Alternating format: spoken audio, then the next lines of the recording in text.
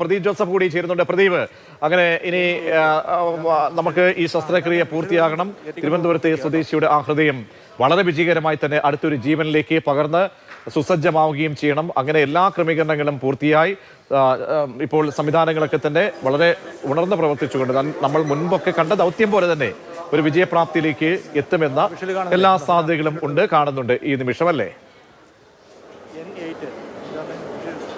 തീർച്ചയായും പ്രതീക്ഷ ഒരു ശുഭാപ്തി വിശ്വാസത്തോടുകൂടി തന്നെ ഇരിക്കാം. ഗ്രാൻഡ് ഹയാത്തിന്റെ ഹെലിപ്പാഡിൽ നിന്ന് കേവലം 3 മിനിറ്റ് സമയം കൊണ്ടാണ് ഹൃദയവും വഹിച്ചുകൊണ്ടുള്ള ആംബുലൻസ് ഇവിടെ ലിസി ആശുപത്രിയിൽ എത്തിച്ചേർന്നത്.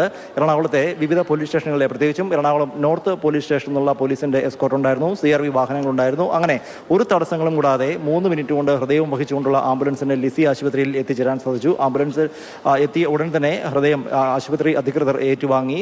ശസ്ത്രക്രിയയ്ക്കുള്ള എല്ലാ മുന്നൊരുക്കങ്ങളും നേരത്തെ തന്നെ തുടങ്ങിയിരുന്നു. ഏതാനും നിമിഷങ്ങൾക്കുള്ളിൽ തന്നെ മറ്റ് ശസ്ത്രക്രിയ നടപടികൾ തുടങ്ങും. മുൻപ് റിയയും രാഗിനും റിപ്പോർട്ട് ചെയ്തതുപോലെ തിരുവനന്തപുരം മലയൻകീഴ് സ്വദേശിയായ അമൽ ബാബുവിൻ്റെ ഹൃദയമാണ് മലപ്പുറം സ്വദേശിയിൽ തുന്നിച്ചേർക്കാൻ ശ്രമിക്കുന്നത്. 2 ആഴ്ച മുൻപ് മാധ്യമങ്ങളിൽ നിറഞ്ഞതാണ്. 2 ഹൃദയമാറ്റ ശസ്ത്രക്രിയകളാണ് ലിസി ആശുപത്രിയിൽ അടുപ്പിച്ചടുപ്പിച്ച് നടന്നത്. ഒന്ന് കൊട്ടാരക്കര സ്വദേശിയായ ഐസക് എന്നയാളുടെ ഹൃദയം അങ്കമാലി സ്വദേശിയായ യുവാവിന് കൈമാറുകയായിരുന്നു. പിന്നീട് അങ്കമാലി സ്വദേശിയായ ഒരു 18 വയസ്സുകാരൻ്റെ ഹൃദയം കൊല്ലം സ്വദേശിനിയായ പെൺകുട്ടിക്ക് കൈമാറിയിരുന്നു. ഈ 2 ഹൃദയമാറ്റ ശസ്ത്രക്രിയകളിലും അവർ ആദ്യഘട്ടത്തിലെ അസ്വസ്ഥതകളെല്ലാം പിന്നിട്ട് ഏതാണ്ട് സുഖം പ്രാപിച്ച് വീട്ടിലേക്ക് മടങ്ങി. ഇപ്പോഴും ഡോക്ടർമാരുടെ നിരീക്ഷണത്തിലും ചികിത്സയിലും ഒക്കെ തന്നെയാണ്.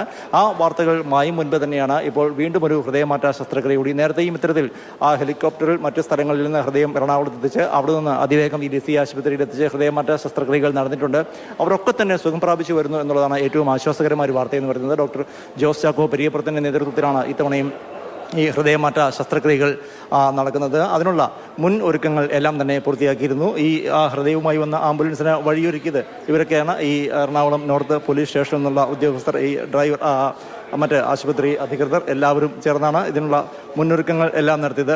ലിസി ആശുപത്രിയുടെ PRO രാജേഷ് ഉണ്ട്, മറ്റ് പോലീസ് ഉദ്യോഗസ്ഥരുണ്ട്. ഇദ്ദേഹമാണ് വാഹനം ഓടിച്ചിരുന്നത്. രാജേഷ്, ഇത്തവണയും മുൻ തവണത്തെ പോലെ തടസ്സങ്ങളൊന്നും ഇല്ലാതെ എത്തിക്കാനായി?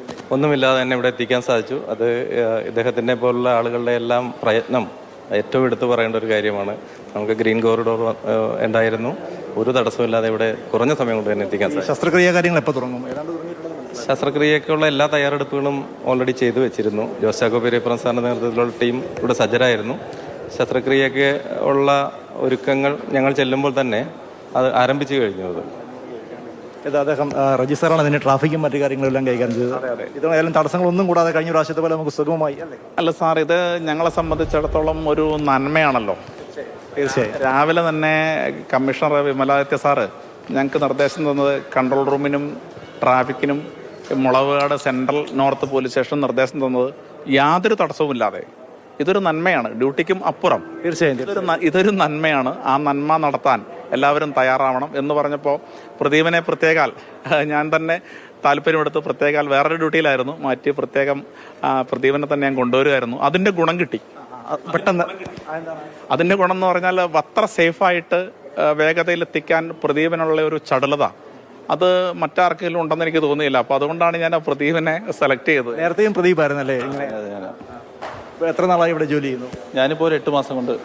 എവിടെ സ്വദേശം ട്രിവാൻഡ്രത്താ. അങ്ങനെ വഴിയിൽ തടസ്സങ്ങളൊന്നും ഉണ്ടായില്ല? വളരെ ഇല്ല. ഒരു 3 മിനിറ്റ് കൊണ്ടാണല്ലോ നമ്മൾ ഗ്രാൻഡ് ഹയാത്തിൽ നിന്ന് ഇവിടെ എത്തിയത്. ആ ഒരു പ്രതീക്ഷ ഉണ്ടായിരുന്നോ? വേറെ ടെൻഷനൊന്നുമില്ല. നമ്മൾ പിന്നെ ആ സമയത്തൊന്നും ആലോചിക്കുന്നില്ല. അതെല്ലാം ദൈവത്തിന്റെ ഒരു ആയിരുന്നാലും മറ്റൊരു ജീവനിലേക്ക് തുന്നിച്ചേർക്കാനുള്ള ഒരു നിമിഷം അല്ലേ? അതെ, തീർച്ചയായിട്ടും. ഇത് എനിക്ക് തോന്നുന്നത് ലിസി ഹോസ്പിറ്റലിന്റെ 70ാം വാർഷികമാണ് എന്നാണെന്ന് ഞാൻ മനസ്സിലാക്കുന്നത്. അതെ.